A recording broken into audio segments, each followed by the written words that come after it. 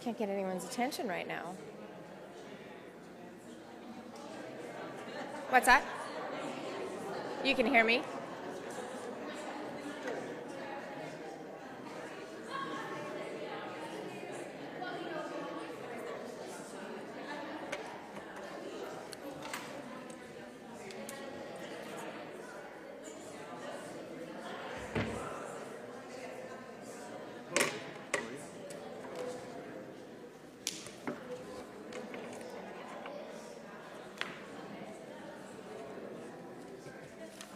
How are you?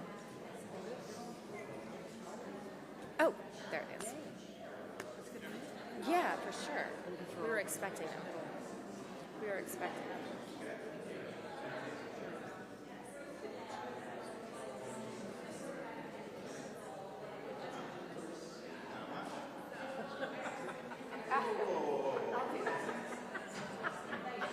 It's better looking than you anyway. What's my head? Thank you for being here. You can call us that. You won't pay anything. How are you today? I'm doing all right. Hey, good to see you. Is this live? Are we live? Oh, good afternoon. Thank you all for being here today. I'm here to alert you to a serious threat to our city's right to zone and plan our community.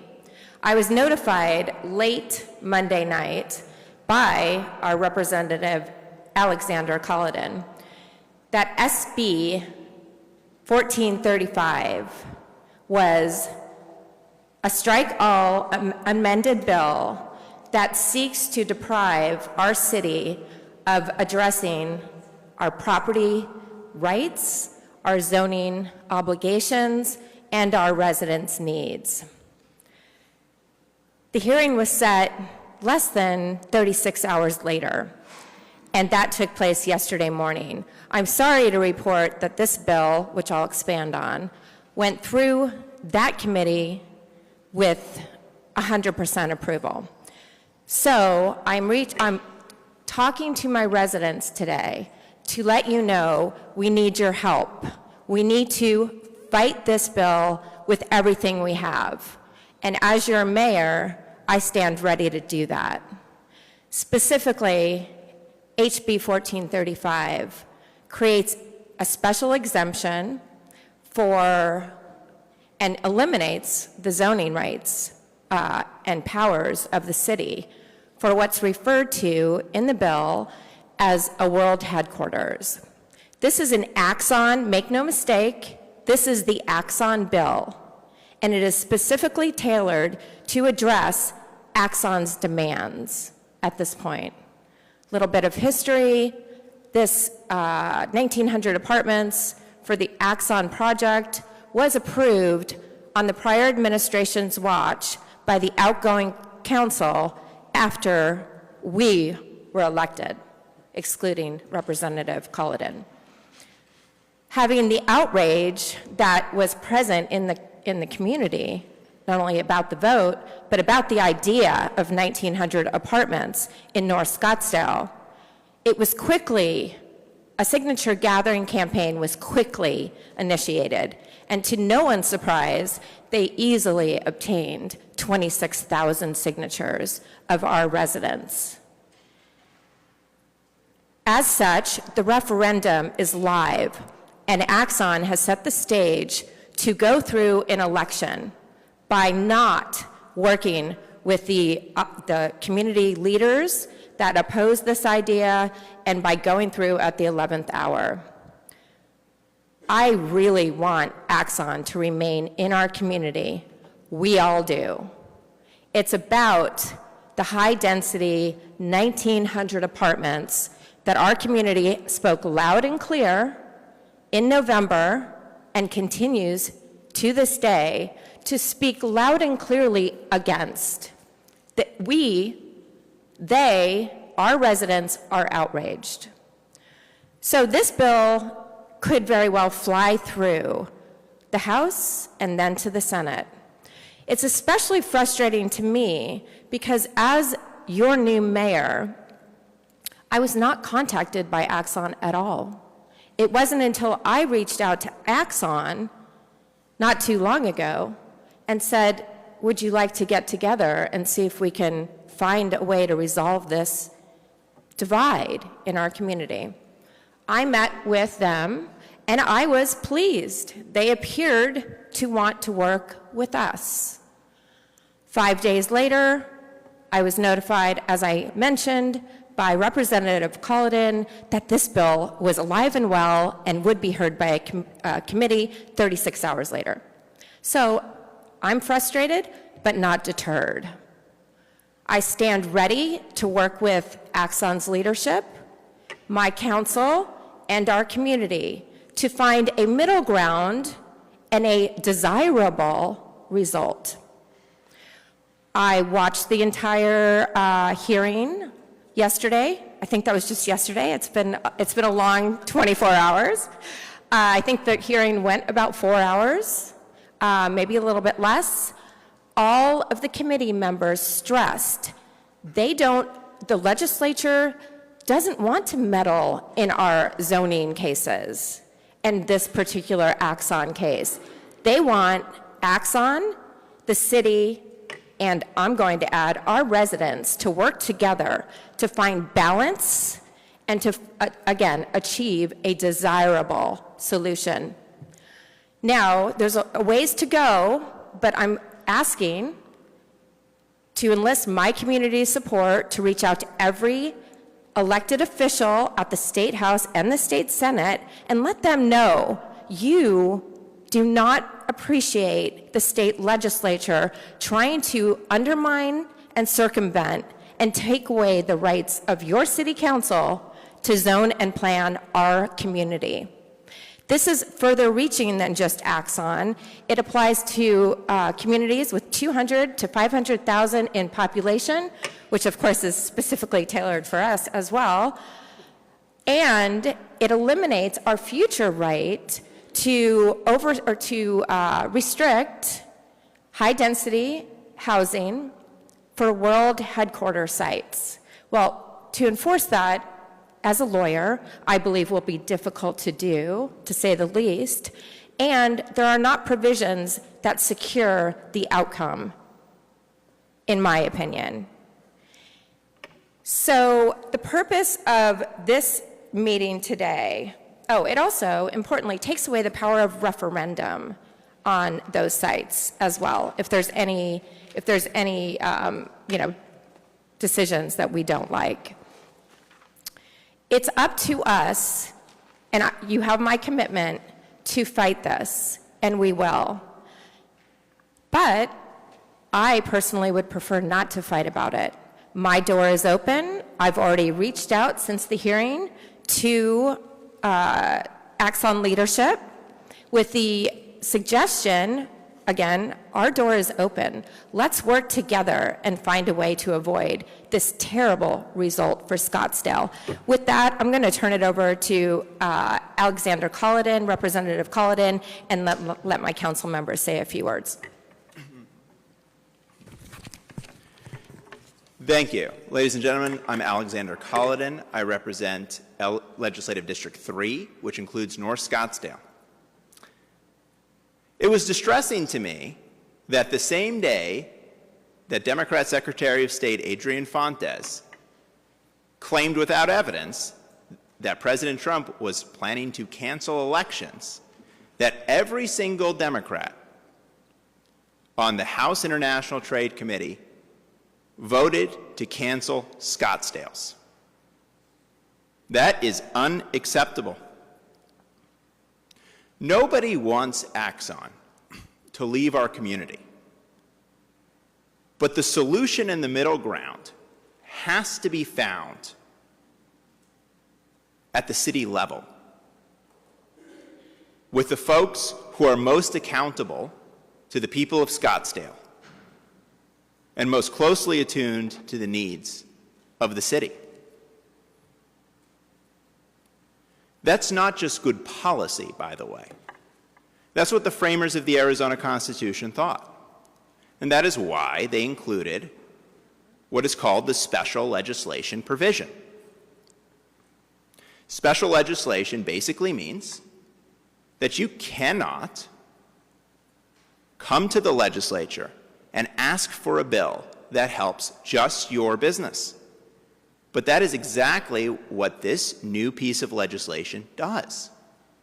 It is carefully tailored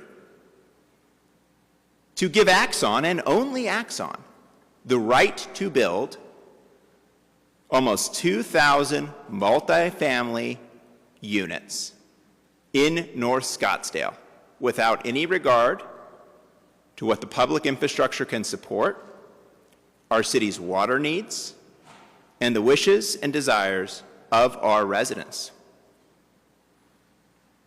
Both sides need to compromise something. But this bill has derailed a negotiation process that at long last was beginning to make progress. And I find that to be extremely unfortunate. I would ask and call upon Axon, pull this bill, sit down with the Scottsdale City Council, and work out an agreement that everybody can live with. And Scottsdale residents, that agreement means that you are probably going to have to accept more than 400 apartments. No. That's the truth. No. No. Thank you. And let me explain the reason why that is. Axon has been going around the legislature buying members $300 dinners, flashing around their money in every possible way that you can imagine, and making very clear that they intend to play in state-level politics. The people who are most passionate about this issue are the folks who live in Scottsdale, and nobody else cares. The city of Scottsdale is outmatched on the lobbying front. Axon has hired pretty much every lobbyist that there is to be had down at the state capitol level. And so members from other districts right now, without grassroots support and involvement, calling upon all the members of the state legislature to vote no on this bill, and asking their friends in other districts to call upon all the members of the state legislature to vote no on this bill. Without that groundswell of grassroots effort that I know Scottsdale can muster, members in other districts have nothing to lose by voting for the bill and everything to gain. So if you want Scottsdale to have the strongest possible negotiating position, I highly encourage you to go on the state legislature's website, pull up a list of all the senators and representatives, and send them all an email with the subject line, vote no on the Axon bill. Then get 10 of your friends who live nearby you to do the same, and more importantly, get 10 of your friends who live in another city to do the same thing. That is the only thing at the Capitol that speaks louder than money. I want to appreciate the Scottsdale City Council for their very diligent work and good faith steps towards negotiation.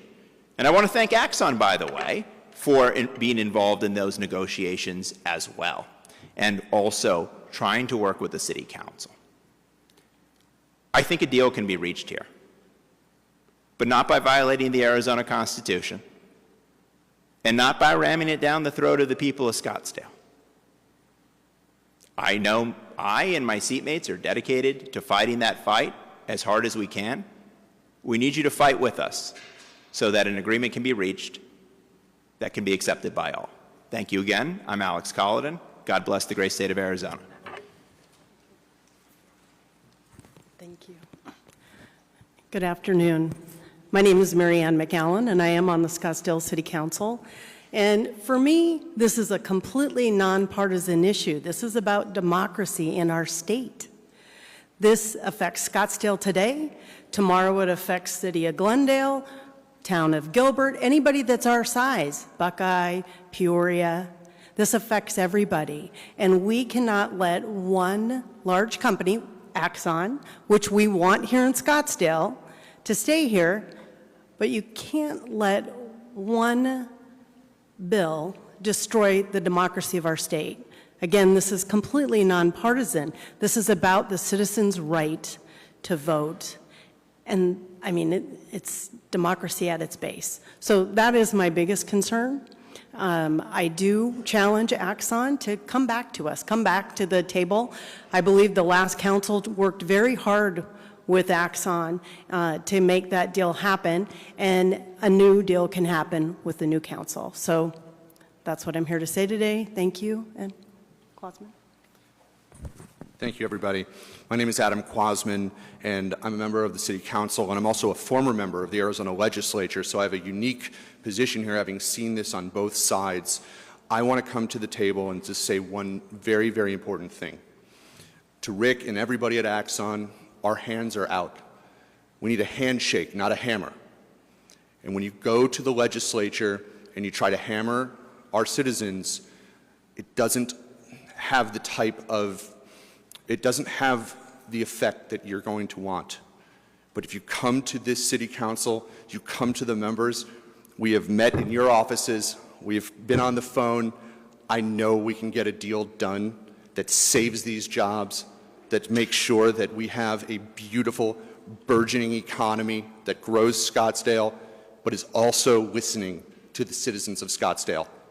Again, our phones are open, our doors are open. Scottsdale's ready to do business. We just need you to reach out and join us. Thank you. Thank you to my colleagues, council colleagues, and to Representative Culloden for being here. And in terms of a number, there is no number yet. Yesterday at the hearing at the State House, there was all speakers, I believe, were put on the spot as to if it's 0 or 1,900.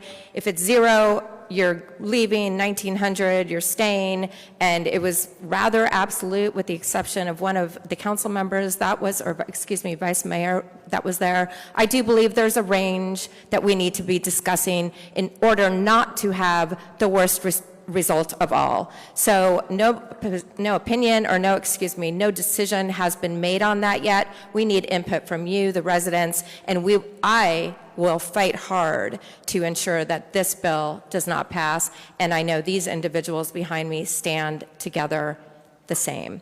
Thank you very much for coming. I see the Budget Commission has already arrived, which they'll be taking their seats here a little bit late. My apologies to the hard work of those citizens. Thank you very much.